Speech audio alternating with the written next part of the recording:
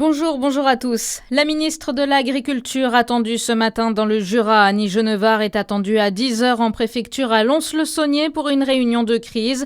Cette réunion portera sur la gestion de l'épidémie, la mise en œuvre de la vaccination et le renforcement des mesures de biosécurité, alors que 3 foyers de dermatose nodulaire ont été découverts dans le village d'Écleux. Elle doit par la suite échanger avec les éleveurs et les vétérinaires sur le terrain. Autre déplacement ministériel aujourd'hui, cette fois en Saône-et-Loire. Françoise Gatel, ministre de l'Aménagement du Territoire et de la Décentralisation, se rendra aux Journées nationales France urbaine au Creusot, où les élus des grandes villes, métropoles, communautés et agglomérations urbaines se rassemblent pour échanger autour des grands enjeux pour les collectivités. 3 ans après la mort de la petite Lola, le procès de Dabia Benkired débute ce matin devant la cour d'assises de Paris. Cette femme âgée de 27 ans est jugée pour avoir violé, torturé et tué cette jeune fille de 12 ans le 14 octobre 2022 dans la capitale. Elle risque la prison à perpétuité. Le procès doit durer 6 jours. Le département de la Côte d'Or accueillait cette semaine le séminaire de l'intelligence artificielle des départements de France. À cette occasion, les outils développés par le département de la Côte d'Or ont été présentés. Il a notamment été question du contrôle du développement d'une intelligence artificielle souveraine.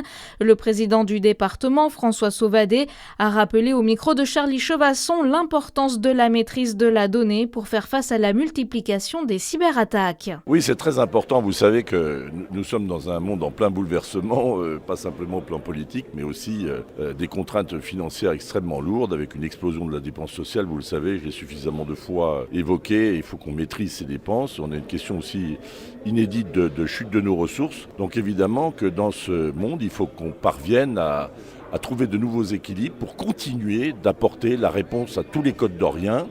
Et donc, l'intelligence artificielle, la maîtrise de nos données, la sécurisation de nos données, le fait de les organiser pour avoir des outils de management et de gestion extrêmement fins, c'est une nécessité absolue. Des outils développés qui doivent permettre un pilotage intelligent de la dette ou encore l'optimisation des dépenses énergétiques par les départements. À Besançon, un hommage aux manifestants algériens massacrés en 1961. Un appel à rassemblement est lancé à 17h30 sur le pont Battant.